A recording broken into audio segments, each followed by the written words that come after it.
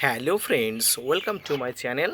দেশ এবং দেশের বাইরে থেকে যারা আজকে আমার ভিডিওটি কন্টিনিউ করেছেন প্রত্যেকে আমার চ্যানেলে সুস্বাগতম।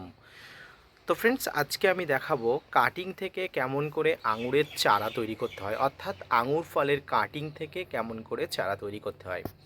ফ্রেন্ডস, আপনারা যারা জানেন যে ডিসেম্বর মাস আঙুর ফলের ডরমেন্সি পিরিয়ড, এই ডরমেন্সি পিরিয়ডে আঙুর ফলের প্রুনিং বা কাটিং করতে হয়।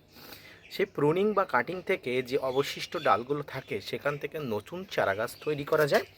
তো এই নতুন চারাগাছ আপনারা নিজস্ব বাগানে লাগাতে পারেন বা বাণিজ্যিকভাবে আপনারা বিভিন্ন বিক্রির জন্য ব্যবহার করতে পারেন। তো ফ্রেন্ডস, কীভাবে আঙুরের নতুন ডাল থেকে চারা তৈরি করা যায় সব কিছু নিয়ে আজকে বিস্তারিত আমি আলোচনা করব। ভিডিওটি না টেনে কন্টিনিউ করবেন, তাহলে আঙুরের ডাল থেকে চারা তৈরির সম্পূর্ণ পদ্ধতি আপনারা খুব সুন্দরভাবে বুঝে পারবেন।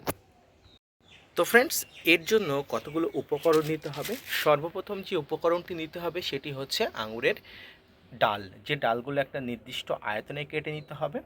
এই ডালগুলো গতকালই আমার কাটা ছিল, যেগুলো আমি ব্যস্ততার মাধ্যমে আপনাদের সঙ্গে শেয়ার করতে পারিনি। এবং এগুলো যেহেতু আজ সকাল এখন 8টা বাজে, এই মুহূর্তে আমি এইগুলো কাটিং থেকে নতুন চারা তৈরির পদ্ধতি করব। তো গতকাল যেহেতু করতে পারিনি, সেই জন্য এগুলোকে প্রোটেক্ট করার জন্য এখানে ফাঙ্গিসাইডের একটা স্প্রে করে দিয়েছিলাম এবং এইগুলোতে জলের মধ্যে ডুবিয়ে রেখেছিলাম, যে জলটা ছিল ফাঙ্গিসাইডের জল। তো ফ্রেন্ডস, এটি রেখে দিয়েছিলাম তার কারণ এখানে রাত্রের মধ্যে কোনো ফাঙ্গাসের আক্রমণ যাতে না ঘটে। এবং এর জন্য কতগুলো উপকরণ আমি রেডি করেছিলাম, যের মধ্যে যেটা হলো বালি। ফ্রেন্ডস, আপনারা জানেন বালি দিয়ে এই কাটিং থেকে চারা তৈরির পদ্ধতি সব থেকে সোজা। এর আগেও আমি আপনাদের দেখিয়েছি কিভাবে কাটিং থেকে চারা তৈরি করতে হয় বালির মধ্য দিয়ে। তো আজকে আমি দুটো প্রসেস অবলম্বন করলো।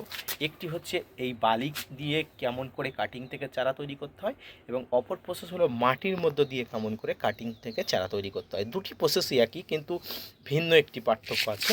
দুটি প্রসেসের জন্য আমি যে উপকরণগুলো নিয়েছি সেটি হচ্ছে ভার্মিকম্পোস্ট, পাতা সার, সাব ফাঙ্গিসাইড এবং নিমখোল।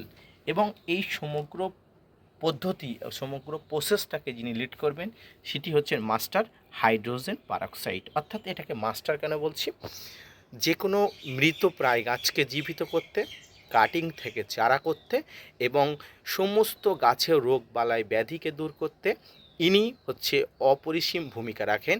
এই জন্য এনাকে আমি মাস্টার বলে অভিভূত করলাম, অর্থাৎ hydrogen peroxide. Hydrogen peroxide cutting থেকে চারা তৈরির পদ্ধতিতে ভীষণ ভালো ভূমিকা নেবে। কী ভূমিকা নেবে, কীভাবে ভূমিকা নেবে, সব কিছু আপনাদের সঙ্গে পুঙ্খানুপুঙ্খ আলোচনা করব। তো ভিডিওটি না টেনে কন্টিনিউ করবেন। তো সর্বপ্রথম ফ্রেন্ডস, আপনারা যেটা করবেন, আপনাদের এরকম ছোট ছোট পলিথিনের পাত্র বা ছোট ছোট এরকম প্লাস্টিকের যে পলিথিনের গ্লাসগুলোকে রেডি করবেন। এবারে আপনারা যে কাটিং থেকে চারা রেডি করেছিলেন, এই চারাগুলোর আগে একটু সামান্য পরিমাণ একটু ফাঙ্গিসাইডের প্রলেপ দিয়ে দেবেন, অর্থাৎ স্প্রে করে দেবেন। এবং প্রয়োজন হলে আপনারা যদি পরের দিন করতে পারেন, ঠিক আমার মতো একটা প্রসেসকে অবলম্বন করবেন, ফাঙ্গিসাইডের মধ্যে ডুবিয়ে দেবেন। আমার যেহেতু গতকাল থেকে এই উপরের দিকটা ডোবানো ছিল, আজ সকালে কয়েক ঘন্টা আগে আমি নিচের দিকটা ডুবিয়ে দিলাম, অর্থাৎ দুটো দিকেই আমি ফাঙ্গিসাইডের একটা আস্তর দিলাম।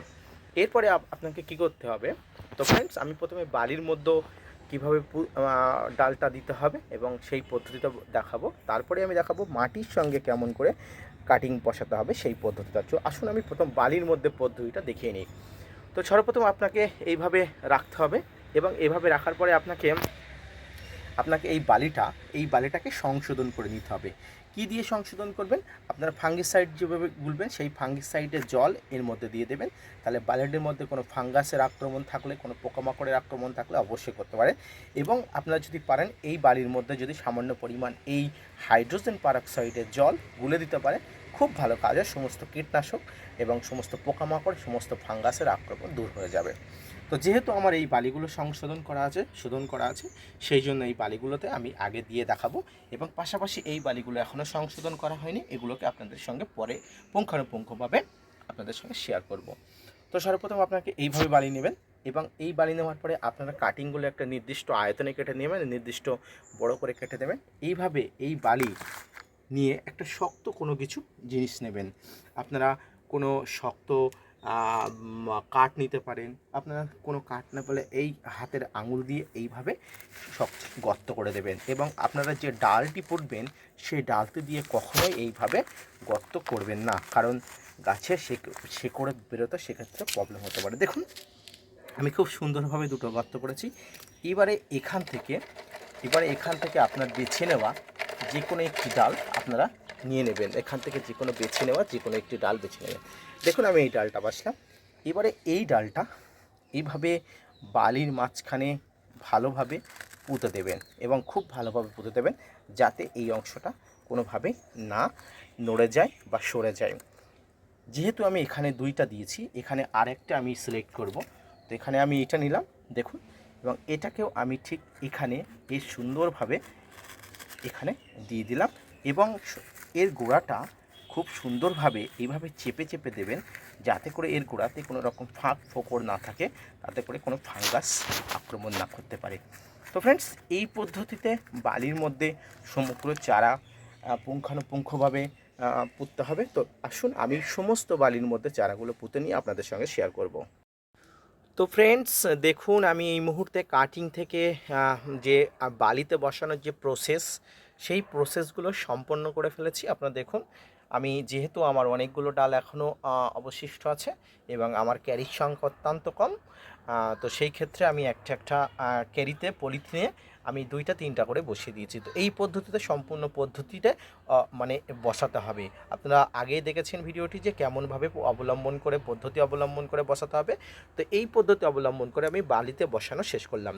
এবারে আমি পাশাপাশি দুটো পদ্ধতি অবলম্বন করছি এটা এক্সপিরিয়েন্স করার জন্য, যে কোন পদ্ধতিতে আঙুরের কাটিং থেকে কাটিং করা ডাল বসালে খুব সহজেই খুব তাড়াতাড়িতে সফল হওয়া যাবে। সেই জন্য আজকে আমি দুটো এক্সপিরিয়েন্স করব। আপনারা আগেই বলেছি আমি ভিডিওতে, একটা হচ্ছে বালি দিয়ে এবং একটা হলো মাটি দিয়ে। তো এবার আমি দেখাবো এই মাটিতে কি কি প্রসেস অবলম্বন করে আমি বসাবো। তো আপনারা আগেই দেখেছেন যে আগেই আমি এখানে নিয়েছি যে ভার্মি কম্পোস্ট, পাতা সার, সাব ফাঙ্গিসাইড এবং নিমখোল। এই সমস্ত মিশ্রণকে একসঙ্গে মিশিয়ে নিতে হবে। তো আপনারা এইগুলোকে হাত দিয়ে ভালো করে মিশিয়ে নেবেন। এবং এইগুলো আমি কেন নেব যদি আপনাদের প্রশ্ন থাকে, দেখুন মাটিতে কাটিং থেকে ডাল থেকে চারা তৈরি করার সময় এই জিনিসগুলো অবশ্যই খুব লাগে এবং এর প্রয়োজনীয়তা খুব আছে। তো আমি এখানে এই পাত্রটি করেছি, এই পাত্রটিকে বেছে নিয়েছি। এই পাত্রটির মধ্যে আমি কিছু ঝুরঝুরে পরিমাণ মাটি নিয়েছি, এটা প্রায় 10 ইঞ্চি একটা পাত্রের সমান। এই পাত্রের মধ্যে আমি এই যে আমি যে মিশ্রণটি মিশালাম, এই মিশ্রণটিকে মোটামুটি আমি এই পাত্রের মধ্যে দিয়ে দেবো এবং মাটিগুলো খুব ভালো করে এর সঙ্গে মিশিয়ে দেবো। কারণ কি, আমার এই কাটিং থেকে নতুন ডাল বেরোনো বা নতুন গাছ বেরোনোর যে পদ্ধতি, এই মিশ্রণটি খুব ভালোভাবে সাহায্য করবে। তো ফ্রেন্ডস, এই পদ্ধতি অবলম্বন করব, আপনারাও প্রত্যেকে এই পদ্ধতি অবলম্বন করবেন। এবং আপনাদের কাছে যদি এই জিনিসগুলো না থাকে তাহলে অবশ্যই আপনারা বালিতে ট্রাই করবেন। আমার কাছে যেহেতু প্রত্যেকটা জিনিস আছে এবং সেই জন্য আমি এই প্রত্যেকটা জিনিস নিয়ে আমি আমার এক্সপিরিয়েন্সকে কাজে লাগাচ্ছি। তো দেখি সেক্ষেত্রে আপনাদের প্রতিনিয়ত আপডেট দেবো। ফ্রেন্ডস, এক্ষেত্রে আমি মাটিগুলো রেডি করে নিয়েছি এবং মাটিগুলো রেডি করার পরে আমার যে পর্যাপ্ত পরিমাণ কাটিং আছে, এই কাটিংগুলোকে এবারে একটা করে খুব সুন্দরভাবে আমি নেবো। যেহেতু এইটা অনেকটা একটা জায়গা, এই অনেক জায়গার মধ্যে আমি সমস্ত কাটিংগুলো বসিয়ে দেবো। আপনারা দেখতে থাকুন আমি কেমন করে কাটিংগুলো বসাই। তো এইভাবে প্রত্যেকটা কাটিং বসাবেন এবং আঙুল দিয়ে চেপে চেপে প্রত্যেকটা কাটিংয়ের গোড়াগুলো আপনারা বসিয়ে দেবেন। এর কারণটা কি ফ্রেন্ডস? এর কারণ হচ্ছে, আপনারা এই কাটিংগুলো যদি গোড়াগুলো না চেপে দেন, তাহলে এই নিচে যে ফাঁক ফোকর থাকবে, এখান দিয়ে বাতাস যাবে এবং বাতাস যাওয়ার পরে এখানে নতুন করে ফাঙ্গাসের আক্রমণ ঘটতে পারে। সেক্ষেত্রে আপনি যে এত কষ্ট করলেন এবং আপনার যে কষ্টগুলো, সমগ্র কষ্টগুলো বৃথা হয়ে যাবে। তাই আপনার যাতে কষ্টগুলো বৃথা না হয়, সেই জন্য আপনি এই পদ্ধতি অবলম্বন করবেন। এবং এই পদ্ধতি অবলম্বন করলে আপনার গাছের সমস্ত কাটিং থেকে চারা খুব ভালোভাবে বেরিয়ে যাবে। তো ফ্রেন্ডস, এই পদ্ধতি অবলম্বন করবেন। এই পদ্ধতি অবলম্বন করার পরে আপনারা এর সঙ্গে আরও কিছু মিশ্রণ মেশাবেন। তো আসুন আমি এই পদ্ধতিটা ঠিক করে নিয়ে, এই সিস্টেমটা করে নিয়ে আপনাদের সঙ্গে শেয়ার করব। ফ্রেন্ডস, এই মুহূর্তে আমার সমগ্র কাটিংগুলো বসানো শেষ। এবার আমি প্রথমেই বলেছিলাম ইনিলিট করবে, অর্থাৎ হাইড্রোজেন পারঅক্সাইড। এবারে হাইড্রোজেন পারঅক্সাইড কী করতে হবে ফ্রেন্ডস? সমগ্র কাটিংগুলো খুব সুন্দরভাবে বসিয়ে দিতে হবে এবং আপনার ছাদ বাগানে সম্পূর্ণ এক ছায়া জায়গায় রাখবেন, যেখানে পর্যাপ্ত পরিমাণ রৌদ্র না পড়ে। তো এইভাবে অন্তত বেশ মাস দুয়েক রাখতে হবে, এবং তার মধ্যে আপনার যেগুলো অবশ্যই চারা বেরোনোর মতো অবশ্যই বেরিয়ে যাবে। তো এবার আমি যে জিনিসটা করব সেটি হচ্ছে এই হাইড্রোজেন পারঅক্সাইড, এই যে জল নিয়েছি এই জলের মধ্যে দেবো। হাইড্রোজেন কতটা পরিমাণ দেবো? এই জল এই ডালার পরিমাণ, অর্থাৎ এখান থেকে প্রায় 10 ml পরিমাণ অবশ্যই নিয়ে নেব। তো আপনারা দেখতে পাচ্ছেন এখান থেকে অল্প পরিমাণ আমি নিয়ে দেবো, এবং এটি আপনার সমস্ত কাটিং থেকে গাছের চারা তৈরির জন্য অত্যন্ত উপযোগী। এবং এখানে যে জলটা দেখলেন এই জলের মধ্যে দিয়ে দেবো। এই হাইড্রোজেন পারঅক্সাইড কি আপনারা অবশ্যই জানেন, H2O2, অর্থাৎ এখানে একটি অক্সিজেনের অণু বেশি থাকে। এই অক্সিজেনের অণু এই কাটিং থেকে চারাগাছ তৈরির পদ্ধতিতে অত্যন্ত কার্যকরী ভূমিকা নেয়। এবারে আপনারা শুধু হাইড্রোজেন পারঅক্সাইড মিশ্রিত জলটা আজকে দেবেন না, অন্তত সপ্তাহে একবার করে আপনারা দিতে থাকবেন। তো এই পদ্ধতি অবলম্বন করলে কাটিং থেকে আপনার অবশ্যই নতুন চারাগাছ তৈরি পদ্ধতি, সমস্ত ডাল থেকে চারাগাছ তৈরি খুব সহজেই তৈরি করতে পারবেন। তো ফ্রেন্ডস, আজকে এই কাটিং থেকে চারাগাছ তৈরির পদ্ধতি যদি ভালো লেগে থাকে, আপনার কাছে ইনফরমেটিভ বলে মনে হয়, আপনার কাছে কোনো বার্তা গিয়ে থাকে বলে হয়, আপনি যদি আমার চ্যানেল থেকে কোনো উপকৃত হয়েছেন বলে মনে হয়, অবশ্যই আমার চ্যানেলটা সাবস্ক্রাইব করে চ্যানেলের পাশে থাকবেন। আপনাদের জন্য প্রতিনিয়ত ইনফরমেটিভ ভিডিও বানাই, প্রতিনিয়ত তথ্যভিত্তিক ভিডিও বানাই। তো আপনারা যদি চ্যানেলটাকে সাপোর্ট করেন, আমি আরও উৎসাহী হই এবং ভিডিও বানাতে আগ্রহী হই। ফিরে আসি পরবর্তী কোনো ভিডিও নিয়ে, ততক্ষণ সঙ্গে থাকবেন। ধন্যবাদ।